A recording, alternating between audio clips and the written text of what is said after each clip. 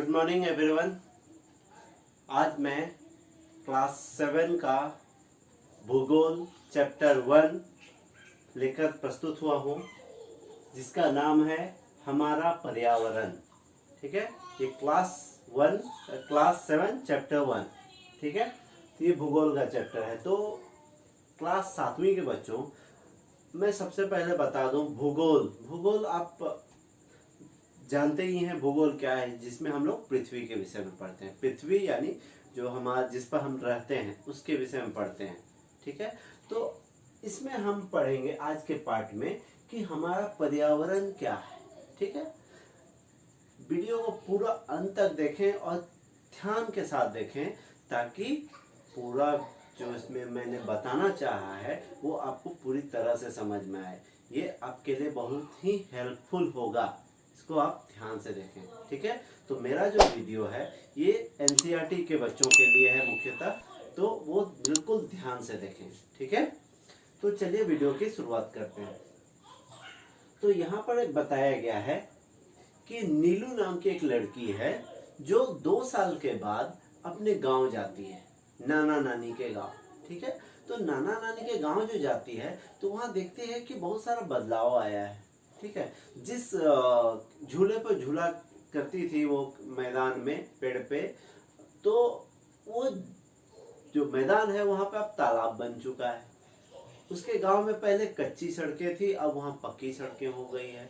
तो वहां पे उसको खेलने का जगह नहीं मिला, तो वो थोड़ा नाराज हुई।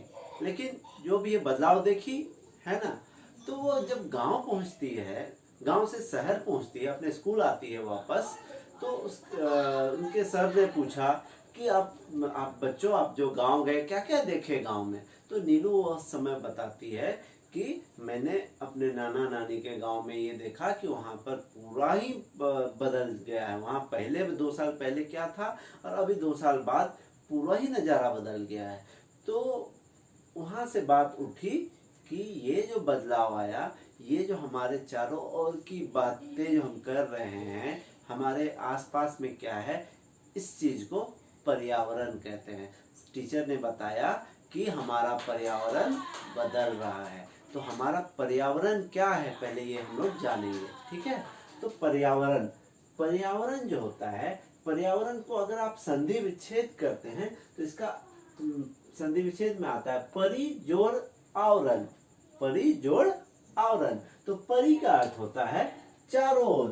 परि, इसीलिए हम लोग अब गणित में निकालते हैं परिधि, चारों ओर की, वृत्त के चारों ओर की जो लंबाई है उसको परिधि बोलते हैं।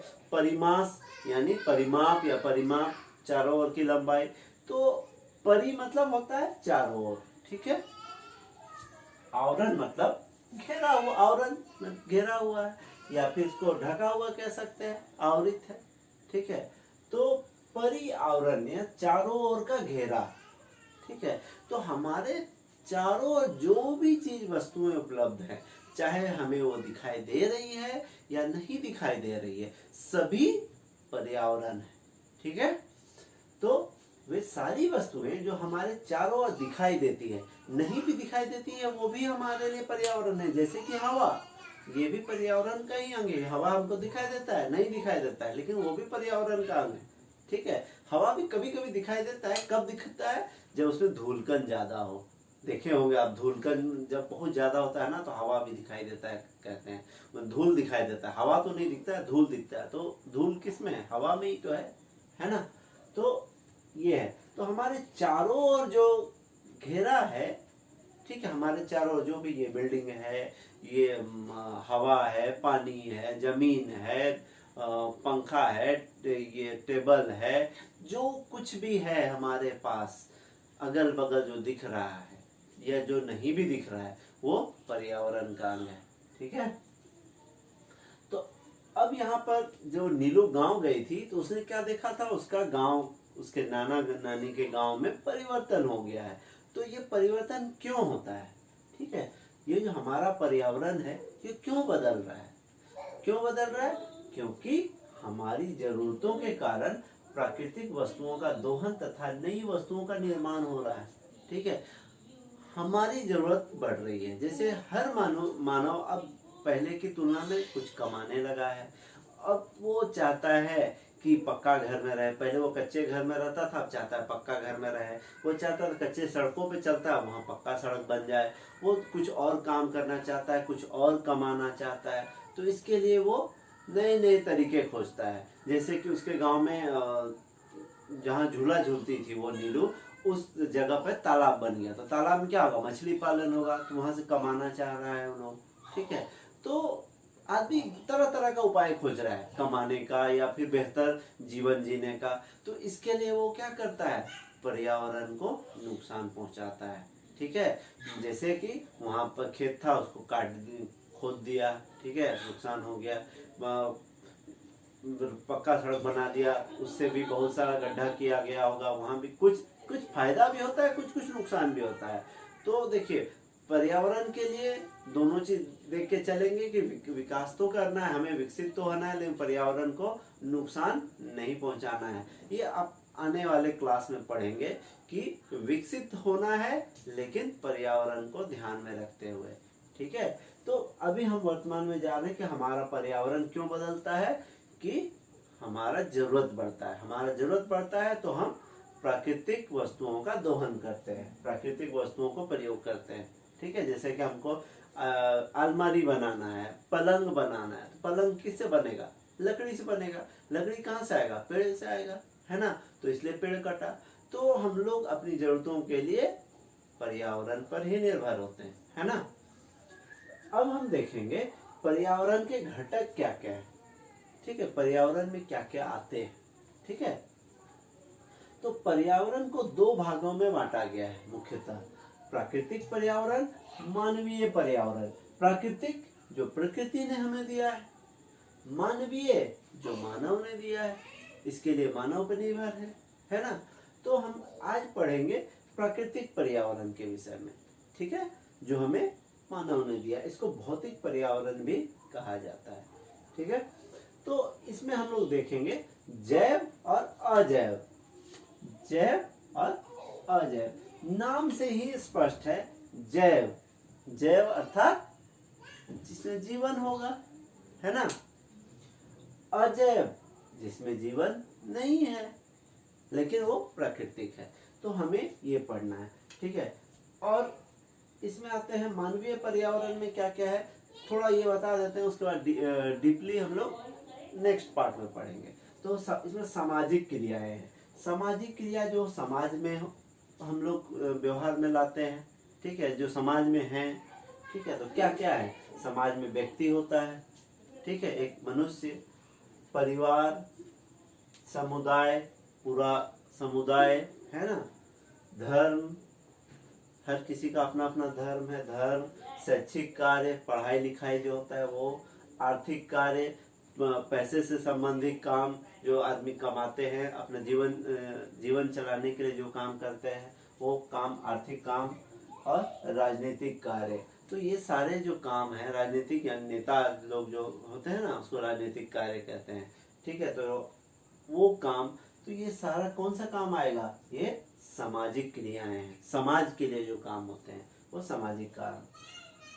मानव निर्मित क्रियाएं, मानव निर्मित क्रियाएं यानी मानव वो काम करता है, मानव उसको बनाता है। क्या क्या बनाता है मानव, जैसे कि सड़क, वायुयान, रेल मार्ग, पुल, पार्क, इमारत, उद्योग, स्मारक। तो ये सब क्या मानव ही बनाता है ना। सड़क भी मानव बनाता है, वायुयान मानव बनाता है, रेल मार्ग यानी कि रेलगाड़ी का जो पटरी रहता है मानव बनाता है, पुल मानव बनाता है, पार्क, इमारत, इमारत यानी बड़ा बड़ा बिल्डिंग, उद्योग, बिजनेस जो होता है ना, कारखाना वगैरह वो, स्मारक बड़ा बड़ा घर, है ना, स्मारक भवन सब जो होता है ये क्या होता है, ये मानव निर्मित क्रियाएं हैं, ठीक है। तो ये हो गया प्राकृतिक पर्यावरण और मानवीय पर्यावरण। अब हम देखेंगे इसमें प्राकृतिक पर्यावरण में वापस आते हैं हम लोग। तो हम यहाँ पर देख रहे थे जैव और अजैव। जैव को इंग्लिश में बायोटिक कहा जाता है और अजैव को एबायोटिक कहा जाता है, अजैव को एबायोटिक, ठीक है, अजैव को एबायोटिक कहा जाता है, ठीक। तो जैव में क्या आता है? पेड़ पौधे, जीव जंतु, वो जैव हो गए। अजैव में भूमि हो गया, वायुमंडल हो गया, ये सब क्या है? अजैव है। ठीक है, जो सांस नहीं लेता है, जीवित नहीं है ना। जो जीवित है वो जैव, जो जीवित नहीं है वो अजैव। भूमि है तो प्राकृतिक, लेकिन वो सांस लेता है क्या? नहीं ना, तो ये वो अजैव है। ठीक है, जिसमें जीवन नहीं है, सीधी बात, अजैव जिसमें जीवन नहीं है। जिसमें जीवन है वो जैव। जैसे मानव, मुझ में जीवन, मैं सांस लेता हूँ, मेरा सांस रोक देगा तो मैं मर जाऊंगा, तो क्या है? मैं जैव हूँ। ठीक है, पेड़ पौधा भी वही है, सांस लेते हैं वो सब, तो जैव। अब हम यहाँ पर देखेंगे कि जो ये है अजैव, जैव में क्या क्या आता है? जैव में वो सारे आता है जिसमें जीवन होता है, जैसे जीव मंडल, मनुष्य का जीवन या पेड़ पौधों का जीवन, उन सब या जितने भी जीव जंतु, उनका जीवन जो होगा पूरा, वो क्या होगा? जैव होगा। ठीक है, उम्मीद करते हैं समझ में आया होगा। नहीं समझ में आता है तो कमेंट सेक्शन में जाके पूछ सकते हैं। ठीक है, अब यहाँ है अजैव। अजैव जिसमें जीवन नहीं है, तो उसमें क्या क्या आता है? उसमें आता है स्थल मंडल, जल मंडल और वायुमंडल। तो सबसे पहले हम पढ़ेंगे स्थल मंडल क्या है। स्थल मंडल नाम से स्पष्ट, स्थल यानी जमीन, तो जो पृथ्वी का सबसे ऊपर का परत है ना, वो स्थल मंडल है। जो हम लोग, जिसके ऊपर मैं खड़ा हूँ, जिसके ऊपर आप खड़े हो, जिसके ऊपर आप रहते हो, वो स्थल मंडल है। ठीक है, तो क्या क्या हो गया? पर्वत, पठार, मैदान, ये सारा क्या होता है? ये क्या है? स्थल मंडल। ठीक है, अब आता है वायुमंडल। वायुमंडल, वायुमंडल जो हमारे चारों ओर हवा है, हवा का आवरण है, ये वायुमंडल है। ठीक है, पृथ्वी की चारों ओर वायु की परत को वायुमंडल कहा जाता है। तो यहाँ पर याद रखने की ये महत्वपूर्ण बात है, जो आपको हमेशा याद रखना होगा कि वायुमंडल में बहुत सारे गैस हैं। ठीक है, तो सबसे ज्यादा कौन सा गैस है? सबसे ज्यादा है नाइट्रोजन। कितना प्रतिशत है वो? 78%, यानी कि 78%। ठीक है, ऑक्सीजन 21%। तो हम लोग सांस क्या लेते हैं? ऑक्सीजन लेते हैं। ऑक्सीजन कितना है? 21% है, 21%। ठीक है, आर्गन, आर्गन कितना है? 0.93%। Carbon dioxide 0.003%। ठीक है, नियोन 0.0018%। हीलियम 0.0005%। ओजोन 0.00006%। हाइड्रोजन 0.00005%।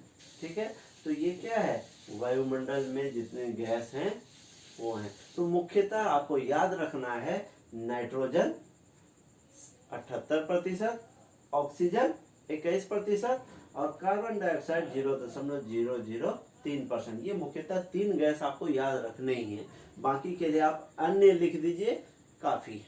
ठीक है, तो ये हो गया वायुमंडल।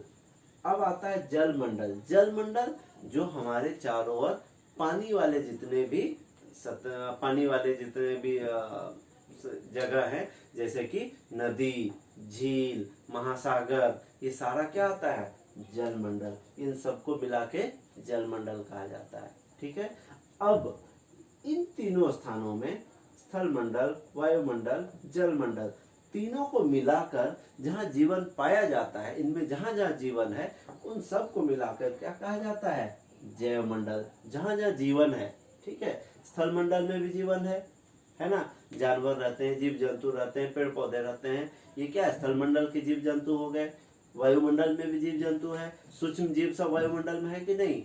हवा जो हम लोग हमारे चारों ओर हवा है, उसमें भी सूक्ष्म जीव है।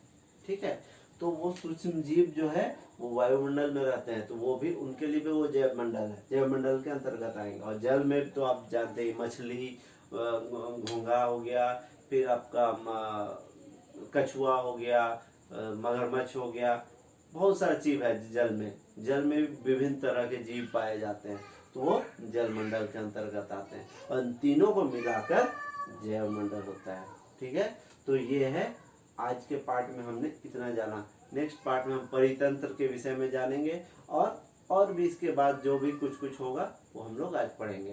तो उम्मीद करते हैं आपको पसंद आया हो। अगर आपको कुछ पूछना हो तो कमेंट सेक्शन में जाकर पूछ सकते हैं, और इसको सब्सक्राइब जरूर करें ताकि मेरे जितने भी वीडियो हो उसका अपडेट आपको तुरंत मिले, और अपने दोस्तों के साथ शेयर करें ताकि आपके दोस्त भी ये जान पाएं, वो भी पढ़ पाएं, उनका भी टॉपिक क्लियर हो और उनका भी कोर्स कंप्लीट हो।